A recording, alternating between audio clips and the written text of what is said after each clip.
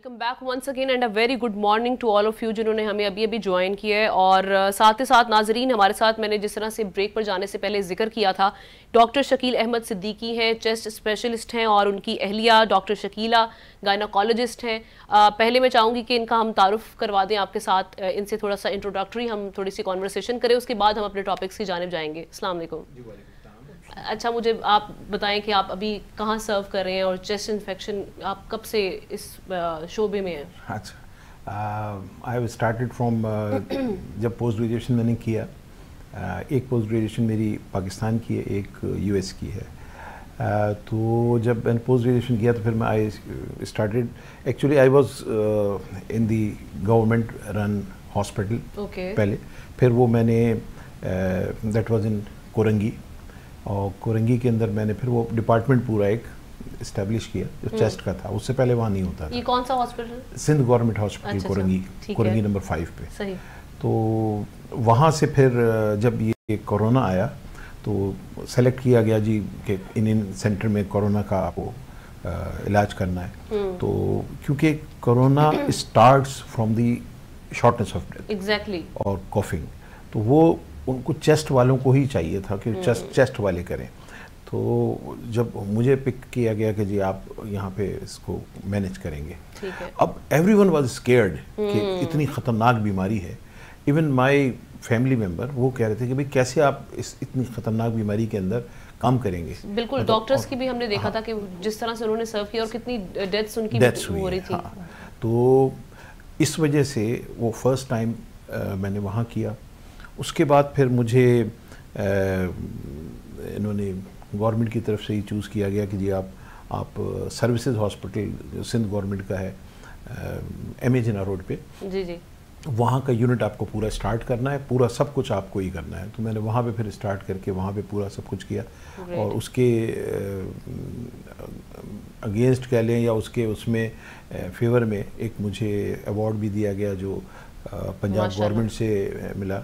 और वो हमें यहाँ पे डील कर रहे थे पिछली गवर्नमेंट, तो उसके अंदर हमें अवार्ड भी से भी बताया गया कि जी आपको भी नॉमिनेशन भी हुई और वो दिया गया। उस वक्त PTI थी, राइट? उस वक्त जी, उस वक्त प्रीवियस गवर्नमेंट ने वो अवार्ड भी दिया। तो I work there in day and night. मैं मॉर्निंग में भी, इवनिंग में भी, नाइट में भी, पूरा फिर इतना वो खत्म हो गया था। उस क्राइसिस में जिस तरह से डॉक्टर्स ने अपनी खिदमत पेश की हैं, ये वो वाकई काबिल तहसीन थी। जी बिल्कुल। तो आप खुदा न खासा आपको उस वक्त में कोरोना हुआ था क्या? देखिए, एक्चुअली आपकी बात बिल्कुल सही है, लेकिन आमना बात ये है कि इफ़ यू आर फियर्ड और आप अगर डरेंगे और काम करने से और हिचकिचाएंगे और रुकेंगे या किसी तरह भी आप अवे होंगे। मुझे आज तक याद है जब मैं स्टार्ट कर रहा था इसमें सर्विसेज के अंदर पूरा यूनिट, तो हमारी काफ़ी बड़े लोगों की सारों की मीटिंग थी। उसमें कुछ लोग ऐसे भी बैठे थे जिन्होंने टोटली डिनाई कर दिया कि हम काम नहीं करेंगे, और घर पे रहने पे उनको हुआ। उन्होंने मुझे फ़ोन करके कहा कि हमें तो कोरोना हो गया, अब हम क्या करें। तो उनका ट्रीटमेंट भी ये भी हुआ, ठीक है ना। फिर अगेन आप लोगों ने ही ट्रीट करना था। जी, ट्रीट हम ही को करना था। फिर वो फिर उनका भी डर निकल गया कि जी इसको गलत हमने किया है। तो वो और एक फीमेल एक मेल, दो ऐसे थे, और दोनों को ही इत्तेफाक से हो गया। ये ओमिक्रॉन वाला जो लास्ट वाला था। तो ये इस वक्त तो दूसरा एक एरिस आया है, लेकिन it is not so lethal. वो स्प्रेड तो हो रहा है लेकिन लीथल नहीं है। लेकिन जो उस वक्त काम किया हमने, वो उसका हमें काफ़ी अच्छा फीडबैक मिला और बहुत अच्छा उसमें काम हुआ। तो वो that was changing the life of the, I mean the people, the doctors, the paramedics, everyone, कि जी क्या एक कैसी बीमारी आई। पहले तो लोग डिनाई कर देते थे कि नहीं ऐसा कुछ है ही नहीं, लेकिन जब लोगों के यहाँ अंदर आई और लोगों के यहाँ जानने वालों में डेथ्स हुई ना, तब सब स्केर्ड हो गए थे कि ये तो किसी को भी बिल्कुल जैसा ही है, ऐसे ही मामला थे। उन दिनों हमने बहुत काम किया, और बहुत यानी हमारा जो 5 मुल्क ऐसे थे जिसमें जिनकी जूम पे कॉन्फ्रेंस होती थी, उसमें अमेरिका था, इंग्लैंड था, इटली था, चाइना और पाकिस्तान। इंडिया शामिल उसमें नहीं था।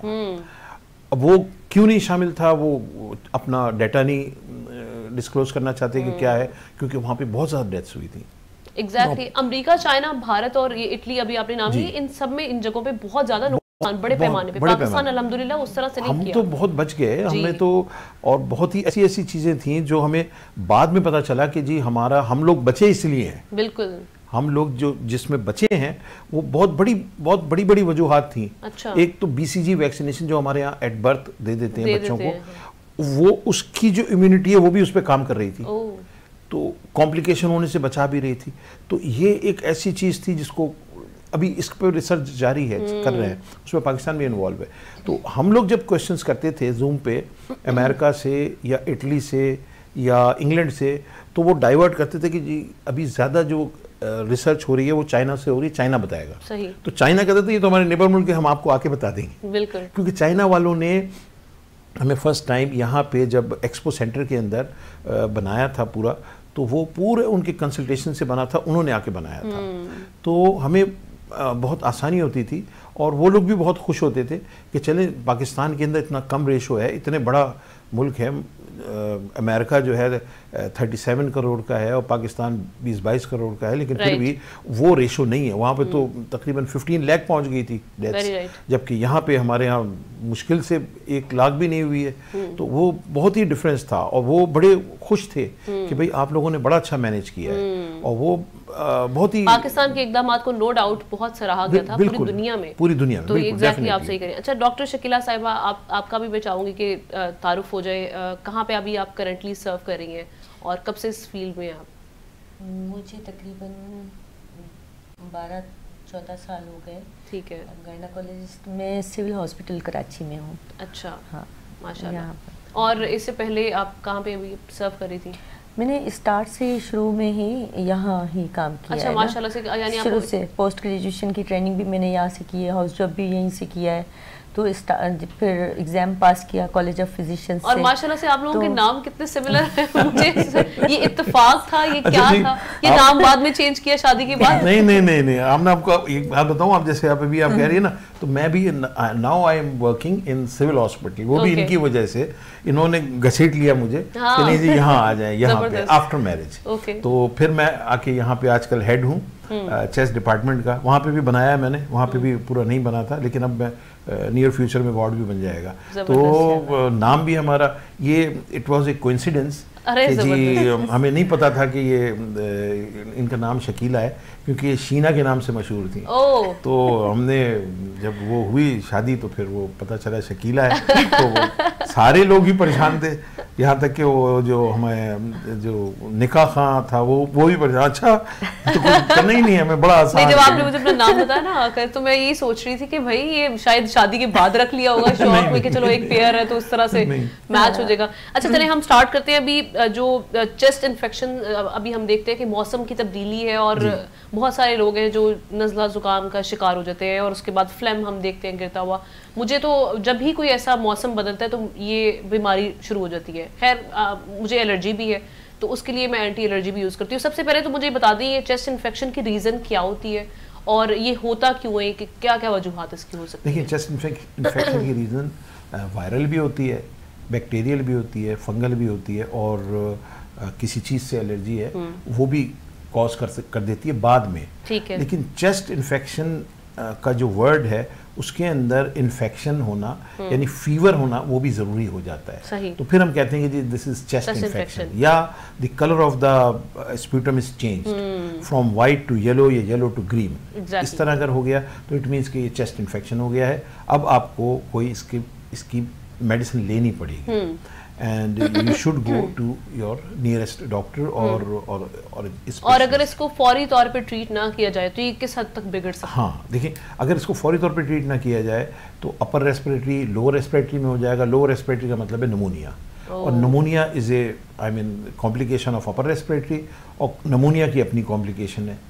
तो इसलिए treatment within a week लेना ज़्यादा ज़रूरी होता है। यानी 3 डेज़ के बाद, अगर 72 आवर्स के बाद अगर परसिस्ट करता है तो नॉर्मली तो आप पैनाडोल ले लें और गार्गल्स कर लें और गर्म चीज़ें ले लें अगर सर्दियाँ हैं। तो एंटीबायोटिक का पूरा एक कोर्स करवाया जाता है? जी, एंटीबायोटिक का कोर्स उसी वक्त होना चाहिए जब आपको कंफर्म हो जाए कि जी 72 आवर्स हो गए हैं और कलर स्प्यूटम का चेंज हो गया है या फीवर आ रहा है, तब आप जा सकते हैं। क्योंकि फिर वो सुपरएडेड इन्फेक्शन, क्योंकि इम्यूनिटी कम होती है तो सुपरएडेड इन्फेक्शन कहीं से भी हो जाता है, तो इस किसी दूसरे से भी लग जाता है, तो वो उसमें फिर एंटीबायोटिक की नीड बढ़ जाती है। ठीक है। तो उसमें एक छोटा सा आसानी ये होती है कि अगर आपने कोई एंटीबायोटिक शुरू की है उससे पहले आप स्प्यूटम का ही CS करा लें, कल्चर एंड सेंसिटिविटी। ओके। तो उसके अंदर आपके पास 5 दिन के बाद उसकी रिपोर्ट आ जाएगी, आपको पता चल जाएगा कौन से ऑर्गेनिज्म हैं और किस से ये सेंसिटिव है, तो